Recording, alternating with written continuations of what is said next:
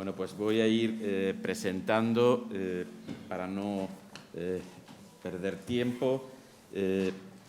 Me acompaña a mi derecha el profesor Joaquín Medina Barbour, es catedrático de Historia de la Arquitectura en el Politécnico de Karlsruhe, en Alemania. Es doctor en Teoría e Historia de la Arquitectura en la Universidad de Aachen, en Aquisgrán, y ha sido durante 5 años titular de la cátedra Walter Gropius del gobierno alemán en la Universidad Torquato Di Tella en Buenos Aires. Solamente quería añadir, porque luego esta tarde intervendrá como ponente y el profesor Eduardo Prieto hará una presentación más amplia, que el profesor Joaquín Medina ha realizado una completa compilación de los escritos de Gropius hasta 1934, que, como decía esta mañana el profesor Jorge Sainz, se va a convertir realmente en una aportación bibliográfica imprescindible a partir de ahora para estudiar a la figura de Walter Gropius.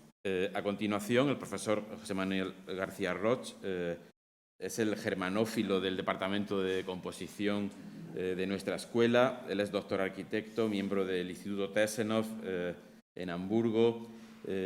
Tiene una dilatada trayectoria como historiador de la arquitectura, numerosas publicaciones, podríamos decir, en la otra arquitectura alemana que no es Bauhaus. Él ha trabajado sobre el grupo de arquitectos o las individualidades, mejor dicho, de los arquitectos que representan la Alemania conservadora, pero no por ello menos interesante, que comparte ese espacio de creación del periodo de entreguerras. Él también tiene otra faceta, que es el de historiador del cine, o sea, que compagina la historia de la arquitectura con la historia del cine. Esta mañana también se ha hablado del cine, pues seguro que sus reflexiones son de interés. Agradezco a la profesora Silvia Colmenares, que es profesora del Departamento de Proyectos de esta escuela, que haya aceptado la invitación a formar parte de esta mesa. Ella es doctora arquitecta, es miembro del equipo de investigación del grupo Archit-Critic y realmente, junto a su trayectoria como crítica, que ha desarrollado sobre todo en la dirección de las 3 ediciones de los congresos CritCall, que ha impulsado el Departamento de Proyectos, tiene una amplia trayectoria en el ámbito de la práctica profesional en su oficina Colmenares Vilalta. Ángel Cordero completa la mesa. El profesor Ángel Cordero es doctor arquitecto, profesor ayudante doctor también del Departamento de Composición de la ETSAN. Él ha desempeñado una parte de su trayectoria docente en el Centro Superior de Diseño de Moda, que de alguna manera pues, podemos vincular también a ese conglomerado de intereses de los cuales participa la propia Bauhaus.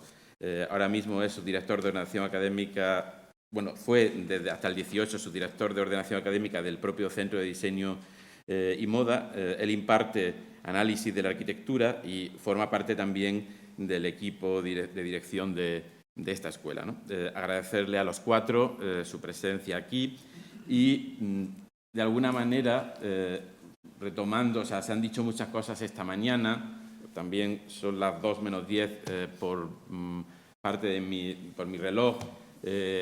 Quisiera que el público presente en la sala, fundamentalmente animaría a los alumnos, pero también evidentemente a los profesores, que en la medida de lo posible pues sea una mesa viva, una mesa que suscite de alguna manera reflexiones, yo diría, de futuro, ¿no? Muchas veces la Bauhaus, para mí, se la ha caricaturizado cuando se la ha englobado bajo esa etiqueta del estilo alemán. Otras veces también la propia profesora Carolina García Esteves publicaba la portada del libro donde se habla de la Bauhaus como crisol de la modernidad. Hoy sabemos realmente que la modernidad, y se ha puesto de manifiesto en todas las mesas redondas de esta mañana, es algo mucho más complejo, tiene muchos más centros. La Bauhaus es una de ellas, importante, pero hay otros centros, hay otras personas, otros intereses, etcétera, etcétera, ¿no? En la intervención de Carolina García Esteves se ha puesto, de alguna manera, cómo la pedagogía Bauhaus se puede actualizar y ha puesto tres casos concretos, unos más lejanos en el tiempo, como el de Torres Clavé, pero quería llegar al último, al de Enric Miralles. Desde ese punto de vista, de las dificultades, de alguna manera, de enfrentarse a un verdadero nudo gordiano de la cultura artística y arquitectónica del siglo XX, mi pregunta a la mesa, o sea, para que intervengan pues, o en el orden en que los he presentado, me parece también que si se quieren quitar la palabra y discutir y plantear pues, posiciones contrarias, me parecerá también bien, porque de eso se trata, que en el mundo en que vivimos, o sea, los retos que tenemos, en un mundo donde la digitalización ha tomado el mando, en un mundo global, en un mundo donde los problemas medioambientales están ahí detrás de la puerta, aunque muchos miren a otro lado, ¿no? Desde esa complejidad del mundo de hoy y desde esa capacidad que hemos visto, o sea, de cómo se puede actualizar ese mensaje pedagógico de la Bauhaus, cómo ven ellos o cuál sería su lectura, ¿no? de esa activación en el tiempo presente de esta formidable propuesta pedagógica. Pues cuando queráis. Bueno, si la pregunta es qué podría ser actual de estos programas pedagógicos de la Bauhaus, yo creo que, por ejemplo, inesperadamente, por lo menos para mí, vivimos como un renacer del taller. Y curiosamente, y por eso es inesperado, por la vía de lo digital, ¿no? Cuando las escuelas se convierten en centros de, pues sí, con talleres de fabricación digital, donde la materialidad desde lo digital vuelve a la escuela y se vuelve, digamos, vuelve el objeto, ¿no? Y el trabajar con el material y el experimentar con los materiales, digamos, con nuevos medios, ¿no? Que por supuesto también fue un tema central en la Bauhaus, es decir, no era el taller solo centrado en mitos del pasado, ¿no? Sino también de experimentación con nuevos materiales. La casa Am-Hoorn, que acaba de mostrar Carolina, fue eso, también fue digamos, un experimento con nuevos materiales de construcción, digamos que en muchas ocasiones pues también fracasaron, pero justamente porque eran, digamos, experimentaciones o lugares de integración experimental, ¿no? de las diferentes artes. De modo que ahí veo que hay, no estamos tan lejos, digamos, en ese nuevo experimentar, en la vuelta del taller y en pensar otra vez desde el objeto, concebir la arquitectura desde el objeto, y hay cosas que sí que me parecen totalmente obsoletas, ¿no? Yo creo que a más tardar desde Venturi no podemos, digamos, pensar, digamos, en los términos de la Bauhaus incluso sobre la propia modernidad y la historia de la modernidad. Es decir, justamente estamos hablando de la complejidad y de las contradicciones de la Bauhaus, ¿no? Y todos aceptamos que trabajamos sobre ese legado complejo y contradictorio de la Bauhaus, y no hay vuelta atrás. Yo creo que ahora había una de las paradojas con las celebraciones en Berlín, como se imaginarán, pues es la locura total. Y uno de los eventos es una ópera en la cual se celebra una especie de entierro simbólico de la Bauhaus. Y uno de los lemas era, bueno, que finalmente ahora en el centenario ya era hora de liberarnos de los intentos de actualizar la Bauhaus para poder acometer desde la actualidad, desde la contemporaneidad, los problemas propios de nuestro tiempo. Y la ironía, por supuesto, es, digamos, que cae nuevamente en ese intento de desprenderse de la historia para volver otra vez a hacer lo que nos comentaba esta mañana Eduardo Prieto, otra vez como buenos salvajes ya ni siquiera posmodernos, sino neomodernos o qué cosa sea, ¿no? De modo que estamos ahí en esa, yo creo que también nuevamente, ¿no? En contradicciones, en esta, muchas veces sin llegar a, de alguna manera, aprender las lecciones del pasado, ¿no? Adelante, profesor García Roig. Bueno, yo voy a ahondar en esta cuestión un tanto de las paradojas, ¿no?, que informan, corrientes que informan de alguna manera el inicio de la Bauhaus y que hacen de la Bauhaus una escuela llena de paradojas. Por ejemplo, es muy paradójico que en el año 1910 Walter Gropius presente un memorándum a Emil Rathenau, que es el patrón jefe de la AEG y muy ligado a la Verbund, para estandarizar o promover la fabricación de viviendas en serie, viviendas económicas, y al mismo tiempo en 1910 esté haciendo una correspondencia, manteniendo una correspondencia con Oldhaus, que es un personaje un tanto iluminado, que en Hagen crea un museo que es el Museo Volkswagen y le encarga también unas escuelas a Bruno Taut, que son, bueno, fruto de ese mundo utópico, idealista, un tanto esotérico, que luego no se llegaron a construir y que son dos corrientes que se entrelazan en la Bauhaus. Una de ellas de raíz artesanal y otra de raíz industrialista, ¿no? Y todo eso son dos líneas que es muy difícil desentrañar, ¿no?, a lo largo de la historia de la Bauhaus. Digamos, en la línea más industrial y más tecnicista y la línea esotérica, idealista, expresionista.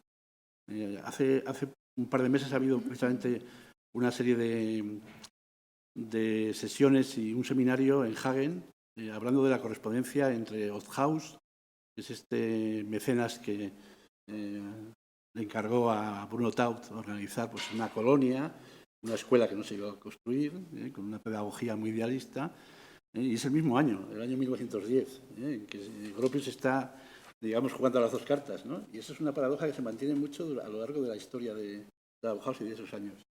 Entonces, bueno, aquí se ha hablado mucho, ya no voy a insistir, en toda esa corriente esotérica, incluso se ha hablado por parte de Eduardo Prieto, de la pedagogía destinada a los niños, cómo eso tuvo mucha influencia en la Bauhaus. Entonces está dentro de un contexto que hay que saber entender, ¿no?, para poder desentrañar todo ese nudo de líneas que se desarrollan, ¿no? Y luego, respecto a la influencia de la Bauhaus en la arquitectura actual, bueno, yo creo que tuvo mucha influencia en Alemania, más que la Bauhaus, en el trabajo de los arquitectos alemanes. Y aquí tengo un libro precioso que habla sobre, precisamente es un libro que estaría muy bien traducido al español, en España, en Deutsche Architekten, arquitectos alemanes, que habla de toda la historia, de todos los conflictos ideológicos en el campo de la arquitectura y también de la política que hubo en Alemania desde 1900 hasta el año... acaba en los años 90, en principio. Es que en Alemania, durante la Bauhaus, por mucho que nos parezca que era lo que más relumbraba, lo más vanguardista, había una escuela que fue la escuela de Stuttgart, que tuvo mucho más peso en la tradición alemana y en la influencia posterior. De arquitectos que ya en el año 19, en el mismo año que se fundó la Bauhaus, en el año 19, partiendo de Paul Bonat, que fue el arquitecto que construyó luego la escuela la estación de Stuttgart, y Paul Schmittener, que fue un arquitecto que luego se hizo nazi, y luego los nazis lo vilipendiaron y tuvo que renunciar a su relación con Goebbels y con Hitler, pero que tuvo un arquitecto muy interesante, que además proclamaba una idea de una arquitectura objetiva, funcionalista, pero que estaban basados un poco en la tradición alemana de el Heimatschutz, de la protección de la propia tierra.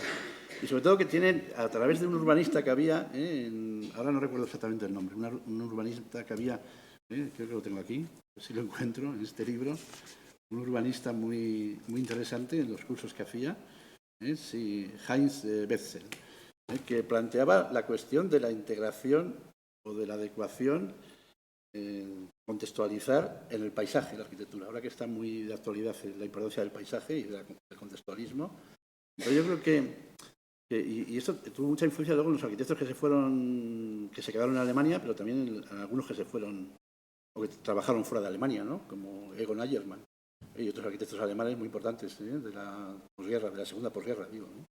Entonces, habría que poner en la justa balanza la importancia e influencia de la Bauhaus, pero también de una escuela como la de Stuttgart, que tuvo mucho más influencia y más peso en los estudios y en los programas de arquitectura en los años de entreguerras. Y no sé, me voy a quedar ahí porque se me ocurren muchas más cosas. Por ejemplo, toda la polémica que hubo en Stuttgart a propósito del encargo que se le dio por parte de la Verbund a Mies van der Rohe para construir la Weissenhof de Stuttgart, ¿no? Que, bueno, hubo un cabreo por parte de los arquitectos de Stuttgart porque pensaban que ellos eran los que deberían desarrollar la planificación de la colonia, y hubo ahí una lucha de contrarios tremendas porque estos arquitectos de Stuttgart, la verdad es que muchos de ellos eran tradicionalistas y muy conservadores en el aspecto político. Y de hecho fundaron una asociación que se llamó El Bloque, que era contraria al RIN, que eran los arquitectos progresistas, que bueno, estaban liderados por Mies y por todos propios y todos los arquitectos, Hugo Herring y todos estos arquitectos, ¿no?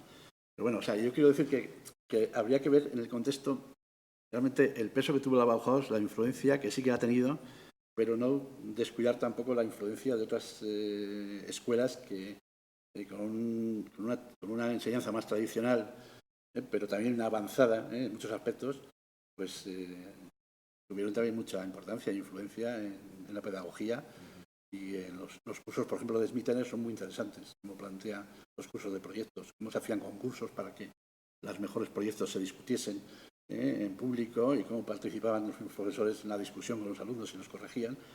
De esto se habla mucho aquí en este libro. El método de trabajo y la pedagogía que se seguían en los cursos de proyectos por parte de los arquitectos de la Escuela de Stuttgart, que yo creo que eran además métodos pedagógicos muy interesantes y muy actuales. Muchas gracias. Profesora Silva. Bueno, yo creo que la intervención de José Manuel me da pie primero como aclarar mi posición aquí entre tanto profesor erudito en el tema, ¿no? Tengo que agradecer la invitación. Creo que mi posición aquí sería de jugar un papel más en la línea de la pregunta que nos has formulado, ¿no?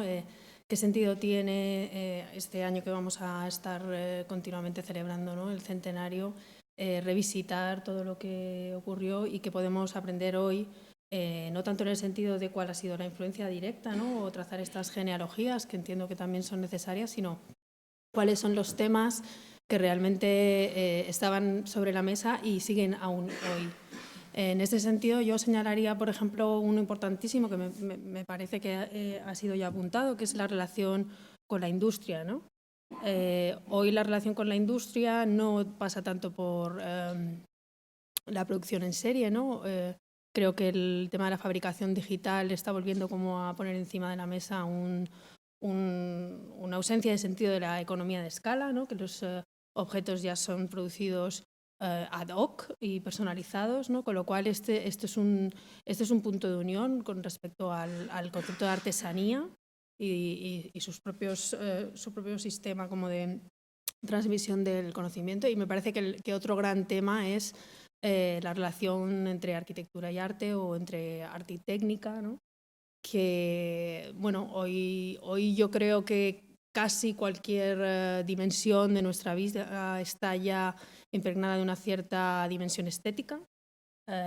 Nuestra forma de vida está ya estetizada, ¿no?, a través de estos medios digitales y de cómo nos presentamos ante la sociedad. Entonces, ¿cuál sería la reflexión hoy respecto a lo que esta frontera disciplinar tan discutida entre lo que es arte o lo que no es arte, y si el arte se puede enseñar o no? Creo que a lo mejor parece que es un debate superado, pero precisamente porque está ya que como todo está afectado por esta dimensión estética, ¿no?, de lo que hacemos. Y nada, yo la verdad es que me congratulo mucho del plural del título, ¿no?, del mini congreso, esa S de las pedagogías, porque otra pregunta que me gustaría poner encima de la mesa, además creo que aquí hay personas que seguramente estarán muy vinculadas durante este año en difundir qué es la Bauhaus al gran público. Me parece que hay una tarea que es precisamente la de desmontar el mito como unitario de una cierta pedagogía coordinada y perfectamente monolítica, que es la que probablemente trascienda en cualquier periódico de tirada nacional durante estos próximos meses, ¿no? Yo me preguntaría de qué manera podemos desmontar el mito, no solo en este ámbito como tan especializado, sino intentar, porque creo que es una misión que tenemos, ¿no? De verdad, trascender las simplificaciones a las que nos obliga la divulgación, ¿no? Muchas gracias. Profesor Ángel Cordero. ¿Se oye? Sí. Vamos a ver, por abreviar lo máximo posible, yo creo que hasta el reloj del profesor Guerrero tiene hambre. Yo creo que voy a decir algo que esencialmente es una provocación, pero que tiene una base bastante sólida. Yo siento decirles a los organizadores del Congreso que es imposible desmitificar la Bauhaus, que es imposible desmontar un mito que estamos alimentando permanentemente, entre otras cosas ahora mismo. Y además es imposible también porque la sociedad contemporánea se alimenta de mitos. Y igual que nosotros tiene hambre, pues vivimos en una sociedad que tiene mucho hambre de mitos. Y la verdad es que la Bauhaus, precisamente porque estamos celebrando su 100º cumpleaños, tiene una fuerza, es un buen catering, ¿no? para que sigamos alimentándonos. Además, yo creo que hay una razón fundamental que hace que ese mito tenga muchísima fuerza y que se haga cada vez más mítico. Y es que cuando hablamos de Bauhaus, lo que hablamos es de nosotros mismos. Cada uno habla de lo que le apetece. Y en los últimos 15 años vengo oyendo hablar de la Bauhaus, o 30 quizá, esencialmente con un planteamiento egocéntrico. Cada uno nos interesa la Bauhaus por algo. La ventaja de la Bauhaus es que es tan diversa y acumula tantísimas experiencias y tantísimas líneas y tantísimo potencial que cada uno lo puede arrimar el ascua a su sardina, ¿no? Entonces, al final, pues efectivamente el mundo contemporáneo se puede mirar a través de la Bauhaus o se puede, interpretar con ciertos rescates de la Bauhaus, seguro. Cada cual va a aprovechar el mito para decir que lo que le interesa a él es lo importante en el mundo contemporáneo y que bebe de la Bauhaus. Yo, desde luego, estaría muy por esa idea de la integración o de la reintegración de las artes, o estaría muy por la idea también de que las pedagogías o los planes de estudios, por ser un poquito más burocrático, están absolutamente anquilosados y necesitaríamos un poquito de la frescura y de la transversalidad que tenían en ese momento. Pero vamos, insisto, porque hablo de mí mismo, o sea, vengo a hablar de mi libro, sino seguramente pues estaría hablando de la técnica, o estaría hablando de la tradición teosófica, o estaría hablando incluso de algo que también seguramente me interesa, que es esa posición ideológica basada esencialmente en recuperar las relaciones naturales, ¿no? que decía Marx, ¿no? Pero sea como sea, yo creo que seguiremos con el mito se ve que tiene fuerza, seguiremos seguramente dentro de 100 años, seguirán otros hablando un poco de lo mismo. Y muchas gracias, por cierto, por invitarme a decir estas tonterías.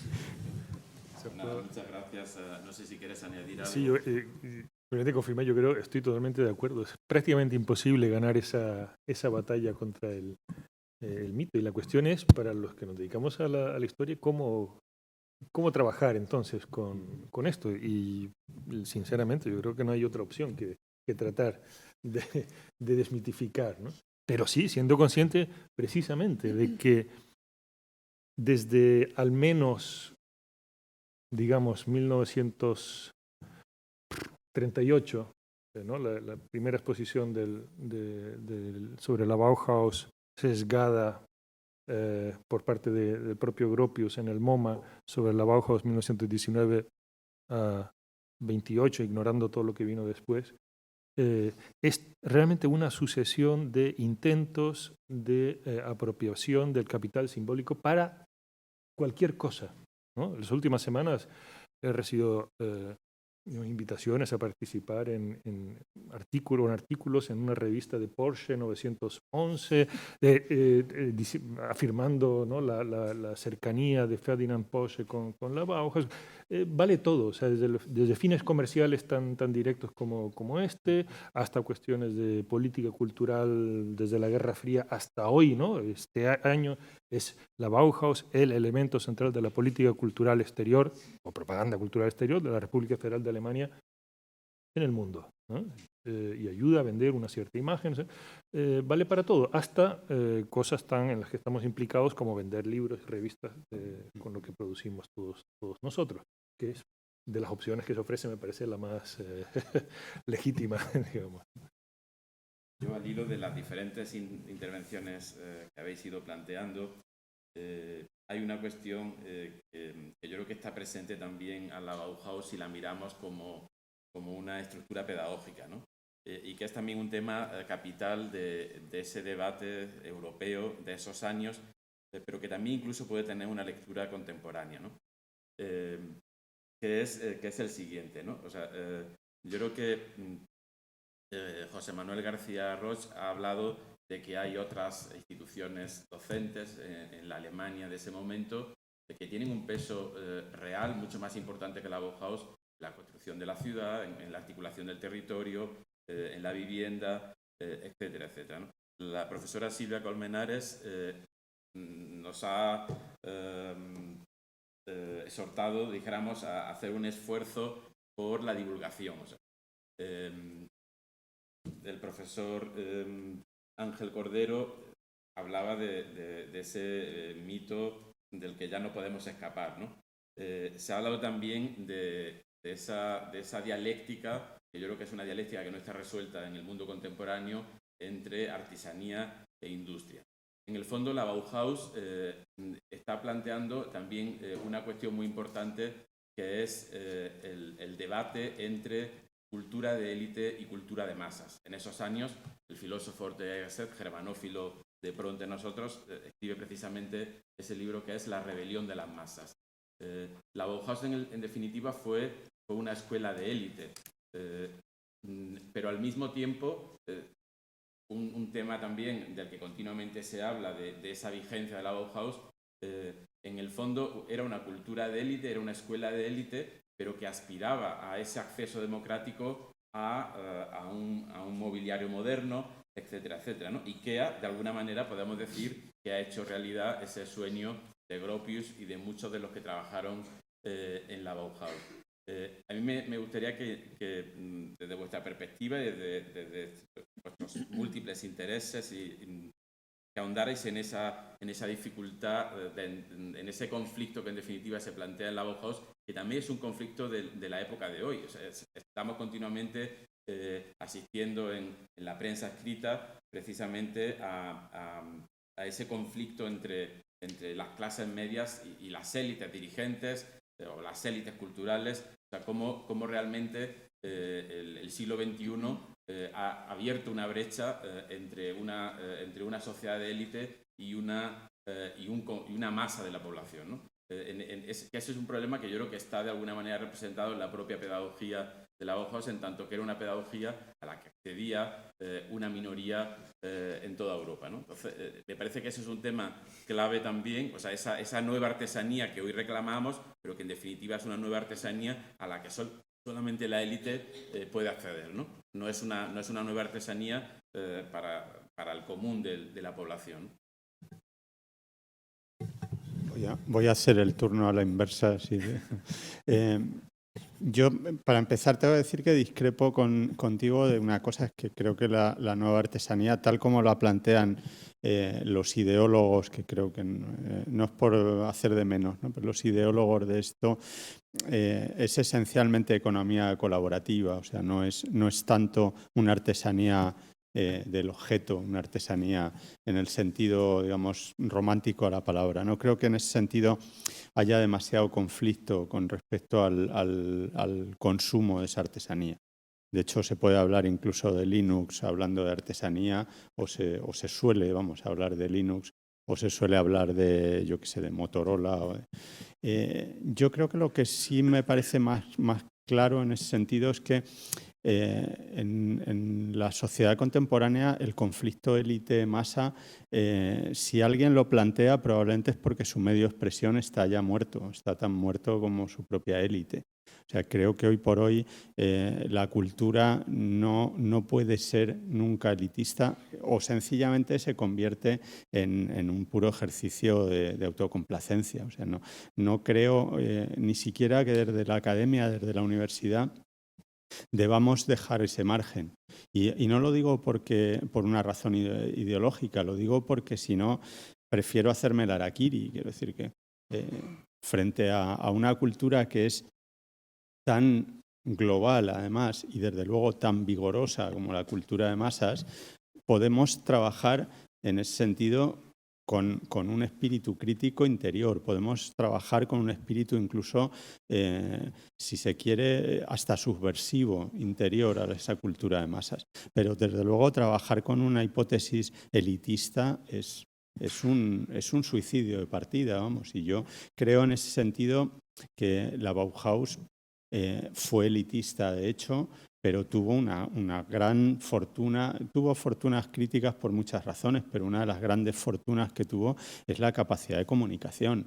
Eran los reyes del Instagram de los años 30 o de los años 40. Es decir, que el gran éxito de Bauhaus fue un poco el éxito de la diáspora, ¿no? El éxito precisamente que, por cierto, no deja de ser una cierta ironía, ¿no?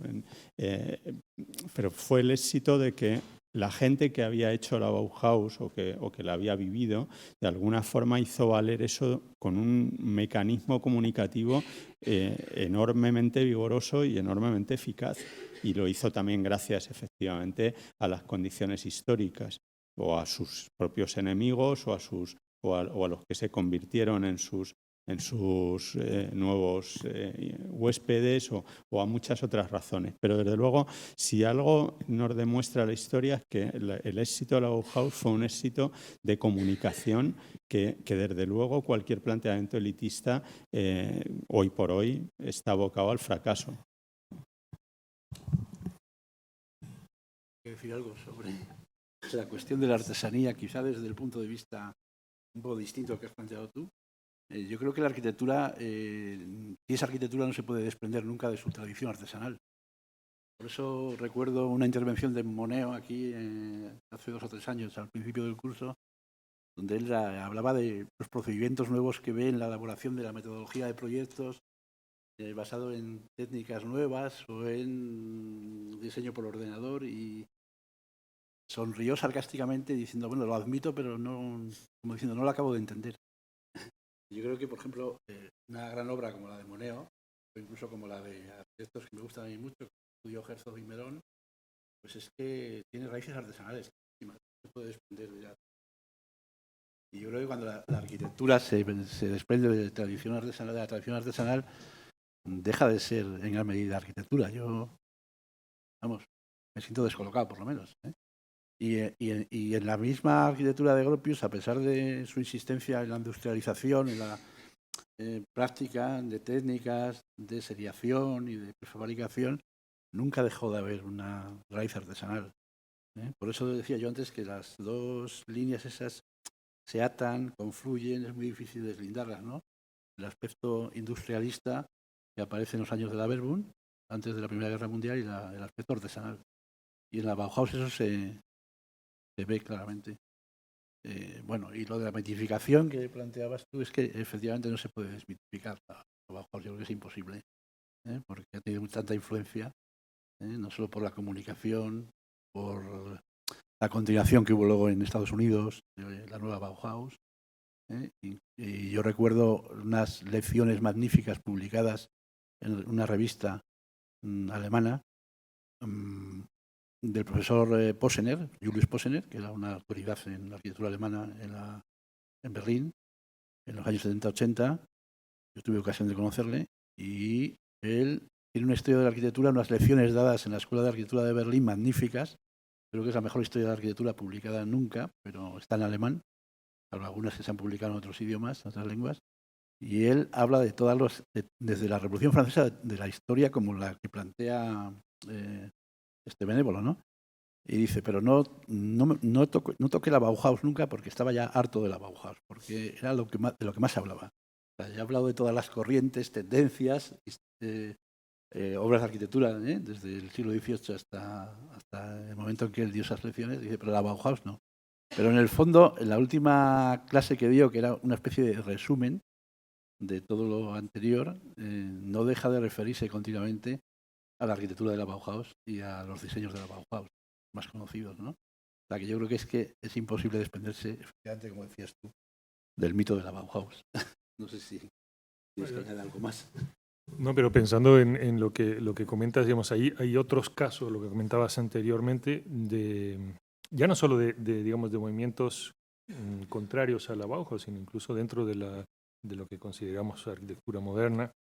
En Alemania, en ese momento, como el caso muy claro de Das Neue Frankfurt, que efectivamente fue mucho más efectiva, digamos, en términos de, ¿qué sería?, de vulgarización de la arquitectura moderna, en sentido de producción en masa, digamos, de arquitectura moderna, pero eso implica, no como en tiempos de la Werkbund, de la primera Werkbund, una cultura digamos, espiritualizada, o la espiritualización del trabajo como una cultura dictada desde las élites y que de alguna manera trasciende hacia las bases, sino efectivamente desde una inteligencia de los arquitectos que entran en la administración, que se implican en la política y que efectivamente logran, tanto en modelos pedagógicos de Das Neue Frankfurt, que también no solo fue, digamos, la política de construcción de viviendas, sino también las experiencias de escuelas, de producción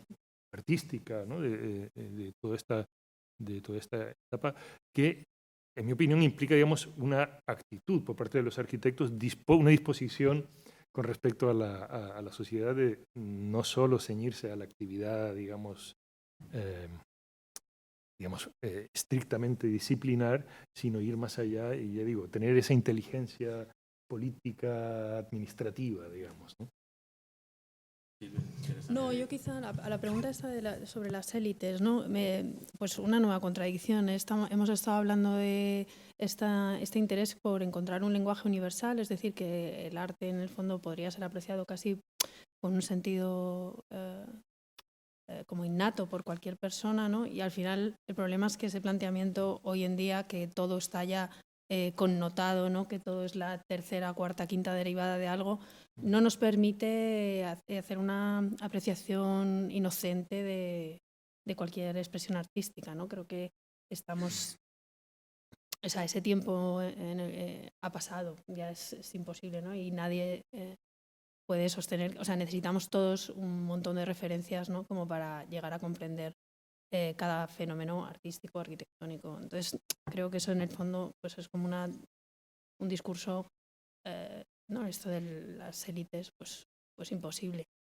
Sin embargo, creo que se puede responder también, en cierta forma, desde ese otro polo que yo planteaba de la relación con la industria. O sea, si hoy tuviéramos que hacer una actividad muy vinculada a la industria, como fue una cierta etapa de Bauhaus, que era prácticamente un taller de prototipos para la industria, ¿no? La industria de hoy nos obligaría a que esas cosas tuvieran que ser entendidas por una cultura de masas. Probablemente sería un filtro que obligaría a que no se pudieran producir muebles que no fueran a ser comercializados exitosamente, ¿no? Con lo cual es una cosa que, no sé, me parece un tema muy interesante, el tema de hasta cuál es el alcance, ¿no? de todos estos planteamientos. Bien, pues yo tengo una pregunta muy concreta, pero la digo, pueden no responder, la piensan y sobre todo abro la mesa al público asistente para que intervengan, ¿no? La pregunta muy concreta es, estamos en un año de conmemoraciones, estamos celebrando los 100 años de la Bauhaus, estamos hablando de las luces, pero ¿qué sombras tuvo la Bauhaus bajo vuestro punto de vista? Mientras pensáis esa pregunta, yo creo que abro el debate para que el público, los alumnos, sobre todo me gustaría que participaran de alguna manera con esa mirada fresca en la mesa y que hicieran preguntas a los ponentes.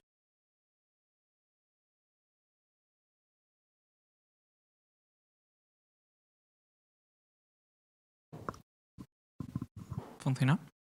Sí. Que, vale, de todos los temas que habéis ido tratando en la mesa, es cierto que, bueno, como la Bauhaus se puede ver un poco, pues eso, como un intento de unificar un contexto que existía en 1919 de vanguardia y de técnica.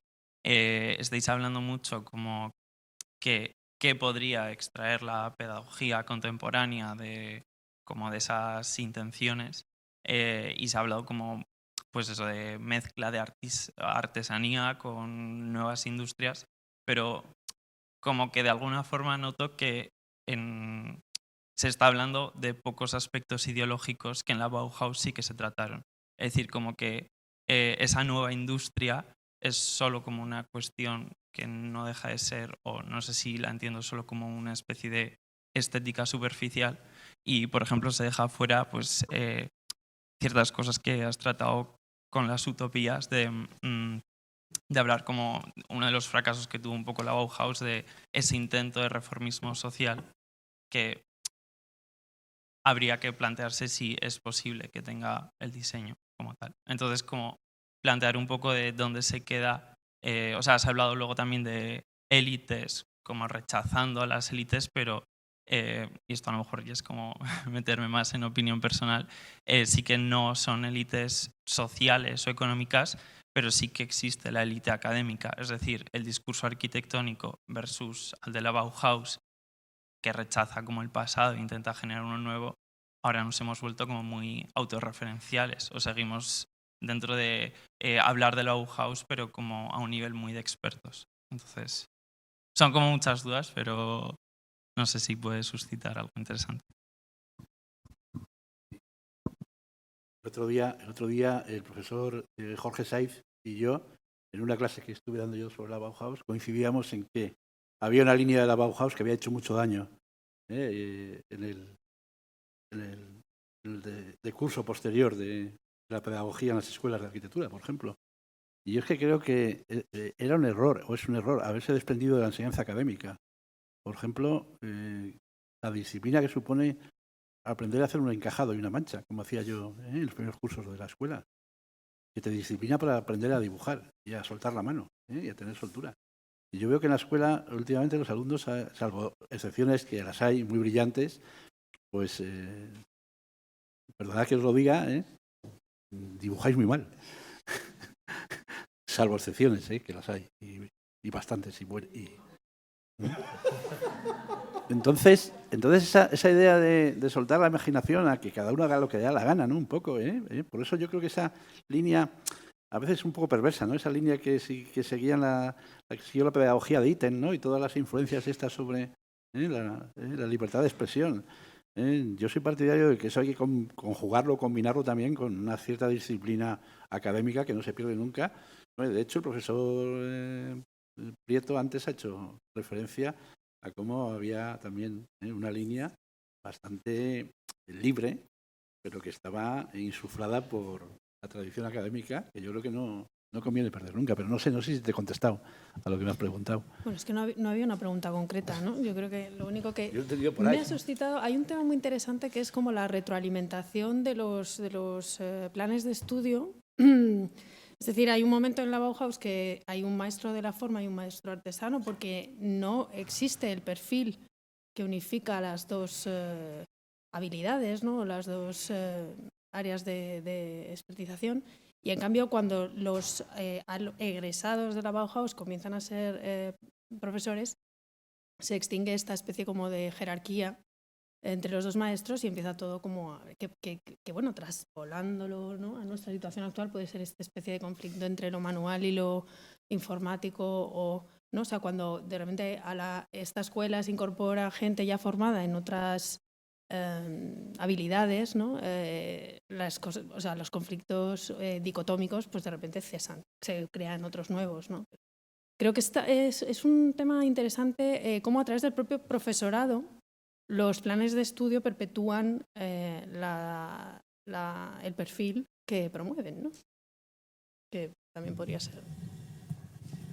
Sí, yo estoy bastante de acuerdo con lo que comenta Silvia, pero además por una razón que yo creo que sí que es estructural hoy en día, y es que la enseñanza universitaria tiene un nivel de burocratización o de control incluso que hace que sea absolutamente esclerótica. O sea, yo creo que sabéis que no estamos en la Bauhaus. Yo me alegro en cierta medida porque también comparto algunas de las ideas con el profesor José Manuel García Roig, pero yo sinceramente creo que eso es muy difícil, muy difícil, o directamente creo que es imposible de solucionar.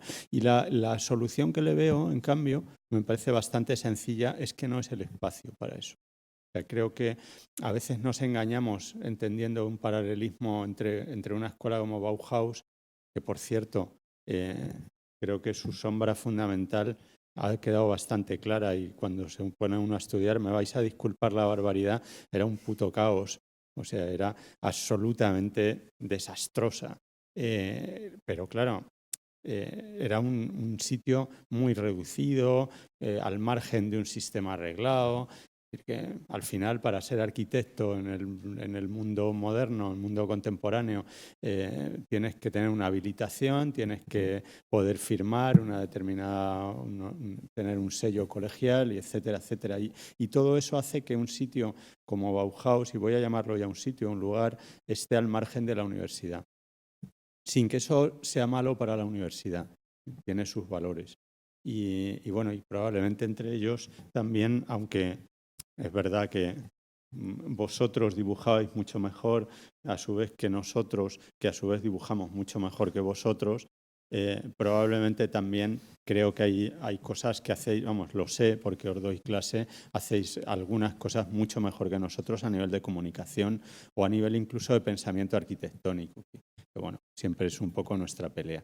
Pero eso es un problema de la academia, no es un problema de la vigorización, digamos. Y desde luego también te digo, si tú piensas que la academia hoy en día es una élite, vamos, te puedo garantizar que no lo es. Otra cosa es que tú la vivas a veces incluso con un cierto sentido autoritario, ¿no? Pero abre la puerta, abre la ventana y verás que las élites en el mundo contemporáneo son otras. Al hilo de lo que dices, yo creo que se habla muy poco de los fracasos sonados de la Bauhaus, ¿no? Y además fueron centrales. O sea, el que hasta 1928 no se pudiera estudiar arquitectura, partiendo de un programa donde lo que se defiende es que la síntesis es el edificio y todas las artes contribuyen al edificio, y ocurre que los que quieren estudiar arquitectura, como Ernst Neufeld en el primer año, tienen que ir a la escuela de oficios a estudiar arquitectura porque los gremios no les permiten estudiar arquitectura, porque es una competencia desleal, porque tienen lo que ellos pretenden es financiarse produciendo, que es interesante, es entrar a los procesos productivos a la sociedad. Pero claro, la sociedad, hay gremios que no son los de la Edad Media, sino los concretos, reales, y que tienen sus intereses particulares, y que no les interesa la competencia desleal de unos estudiantes subvencionados por el Estado vendiendo cosas, digamos, haciendo dumping, ¿no? en ese momento. Es decir, mucho de la política tiene que ver con ese fracaso del concepto comercial de la Bauhaus, y que luego es real en términos de que, bueno, esta utopía de integración de las artes nunca se produjo en ese sentido, o sea, en el sentido de realmente de integración en el edificio, ¿no? En el edificio concreto, integración concreta. Y por otro lado, ese conflicto político luego es una de las bases para el prestigio, el gran prestigio de la Bauhaus, ¿no? En toda su recepción posterior, como que la Bauhaus siempre fue una cosa de progresista, izquierdosa, ¿no? Pero rara vez se habla del racismo, el trasfondo de las teorías racistas de Itten, todas las implicaciones de los estudiantes de la Bauhaus luego en el nacionalsocialismo, como que solo se cuenta la huida, ¿no? Incluso de muchos que se fueron a Estados Unidos, como Herbert Bayer, ¿no? que participa en las campañas de propaganda del Sindicato Único Nacional Socialista con cartelería. Eso sin duda es una de las manchas, pero tiene que ver con todo este conflicto político que está, en mi opinión, en la base, digamos, del fracaso del concepto primero, ¿no?, de la escuela como taller productivo, ¿no? Bueno, en ese sentido, muchas de las corrientes que alentaron el trabajo de Itten y de otros profesores de la Bauhaus estaban muy influidas por teorías teosóficas y por corrientes de reforma de la vida de pues, gurús o profetas, ¿no?, como por ejemplo Fidus y otros que tuvieron mucho que ver con el movimiento para la ciudad jardín alemana, que predicaban una tercera vía que luego informaron lo que dices tú, muchas de las líneas del nacionalsocialismo, del nazismo. Incluso tú ves la iconografía de muchas revistas que se publican en esa época, que estaban muy ligadas a corrientes teosóficas, de las que se nutrieron en gran medida los doctrinas nazis. Es un lado oscuro de la Bauhaus que habría que tener presente también. ¿Hay preguntas? Bueno, que respecto a lo que preguntaba de las sombras que quedan de la Bauhaus y tal, que habéis hablado mucho, que quedan un montón, pues como comentar un poco la experiencia que tenemos también. Los alumnos, quedan algunas tan evidentes como, por ejemplo, bailamos en clase a lo Itten.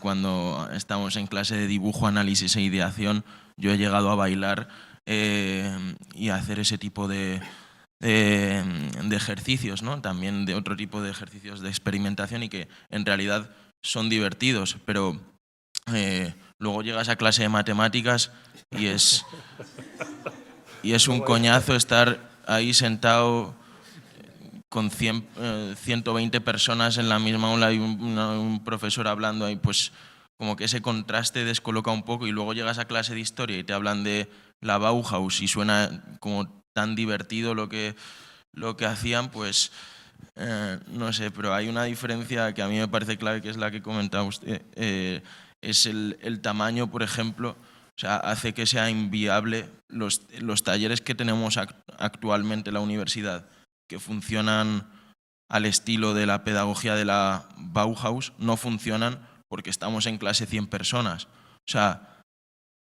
el ser elitista para este tipo de pedagogía me parece algo necesario a la hora de número de alumnos, o si no, ofrecer más profesores o lo que sea, pero un taller no funciona cuando estás con 100 personas en clase y es imposible acercarse a lo que podía haber sido la Bauhaus. Entonces, como que ese me parece uno de los fracasos de las sombras actuales que quedan en nuestra enseñanza.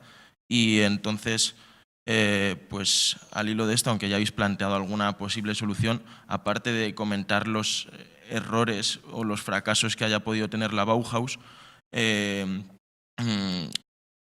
como que creo que para superar la Bauhaus o para desmitificarla habría que hacer algo que se podría acercar en cuanto a diversión o en cuanto a atractivo de lo que fue entonces. Y entonces mi pregunta sería que cómo puede mejorar el plan actual o el sistema actual para que atraiga o para que sea tan divertido como lo que parece que era la Bauhaus. No sé si... Sí, voy a permitirme responder yo de alguna forma por alusiones, ¿no? aunque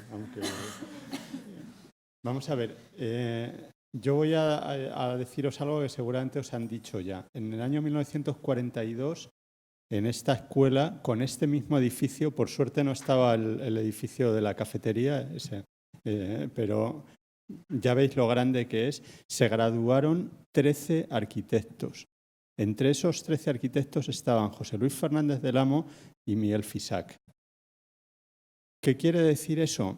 Que eran unos privilegiados absolutos. Hombre, sí, socialmente lo eran, y además había pasado la guerra y ellos habían sobrevivido, lo cual también era un éxito, un plus de éxito. Pero la pura verdad es que yo, que no tengo ningún problema con respecto a la afiliación de esta casa, he dado clases de proyectos con 200 personas en los mismos talleres que dais vosotros.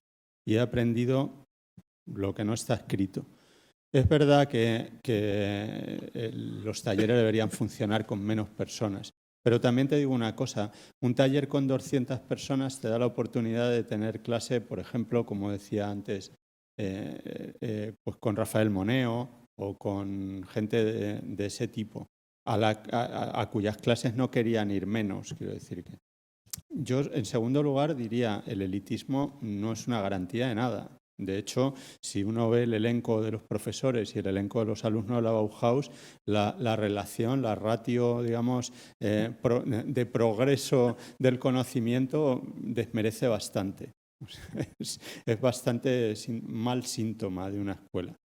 Y en tercer lugar, yo te diría otra cosa, es que para divertiros os las pintáis solos, de verdad. O sea, es que si no tiene sentido, yo sinceramente estoy seguro que algunos de los profesores de la Bauhaus se lo pasaron muy bien. Ahora, si los alumnos de la Bauhaus se lo pasaban mejor que vosotros, lo dudo muchísimo. Y también os digo una cosa, yo tengo otra forma de divertirme. Sinceramente creo que el espacio de la diversión está en otro sitio ahora para vosotros y eso no hace ni que tengáis mejores ni peores oportunidades y que disfrutéis del aprendizaje, digamos, no formal o no académico, es algo que está en vuestra mano o en mano de los buenos profesores que sean más o menos accesibles a eso. Pero no creo que haya necesidad de hacer fiestas salvajes ni peor aún, de tener conflictos como los tuvieron muchos de tipo personal, precisamente porque se metían en unas harinas que ya les valía, ¿no? Bien, pues, Espera, que como diversión, quiero que no me refiero a fiesta, o sea que... No sé. Sí, pero hombre, también uno se divierte. El profesor, ¿verdad, José Manuel, que vosotros os divertíais haciendo mancha y lavado y todo? No precisamente. No precisamente. Bueno, hay una última pregunta que... Que bueno, que en relación con lo que acaba de decir Víctor, que sí que es verdad que, bueno, pues con el tema de la diversión y tal, pero también siempre se nos vende la Bauhaus como en las clases de historia y tal, como un sitio que todos esos talleres, digamos, que tenían una relación entre ellos y como que se conseguía la formación del arquitecto total.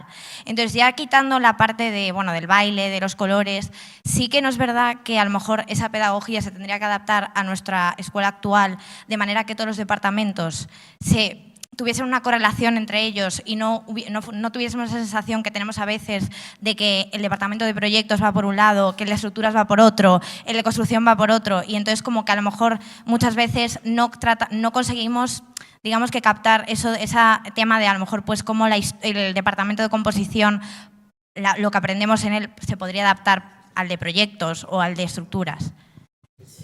Seguro que sí, vamos, eso creo que cualquier profesor bien pensante de esta escuela está de acuerdo contigo, pero que no os dejéis engañar por el mito, es decir, que las relaciones personales, y eran además 3 gatos entre los profesores de Bauhaus, eran muy, muy tensas, cuando no directamente de odio mortal, vamos. Yo no sé si Esto Silvia confirma que es quiere imposible, terminar ¿no? ya. Esto simplemente confirma que es imposible, ¿no? Desmontar el mito, quiero decir, ya nos están como midiendo contra la Bauhaus o la idea de funcionamiento perfecto que, bueno, no sé, a lo mejor también somos responsables de haberla transmitido, ¿no? O sea, creo que no vamos bien así, ¿no? Bueno, pues yo creo que podemos dar por clausurado porque hablábamos de disfunciones pedagógicas, pero ahora estamos en un momento de disfunción del cuerpo. Vamos a descansar. Volvemos a las 3:30 de la tarde. Muchas gracias.